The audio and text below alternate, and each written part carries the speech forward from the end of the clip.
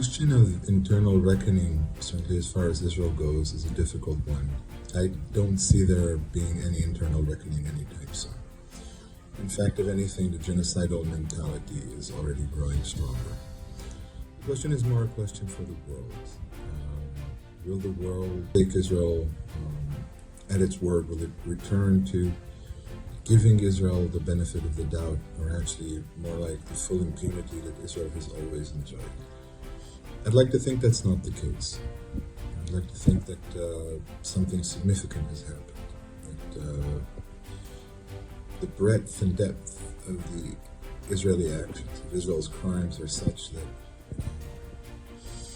the world will be forced to act, not even necessarily in any legal or formal way, but although I do believe that's coming as well, but through social ostracization, through making Israelis feel unwelcome in various circumstances. I think that's happening, and it takes a lot of courage, but it already is happening. I wonder how long this will continue. I hope it will, because I think there is a large part of the world's population that feels that the Israeli genocide in Gaza is a major issue for the global order for decades to come. That this is a test case for who gets to do what in the future world. Do I think that the world listens to our protest? Again, it depends on who we're talking about. I think the world does listen. I think more and more people no longer accept Israel's word simply as the natural state of things. And you can take what's happening in Gaza right now as an example.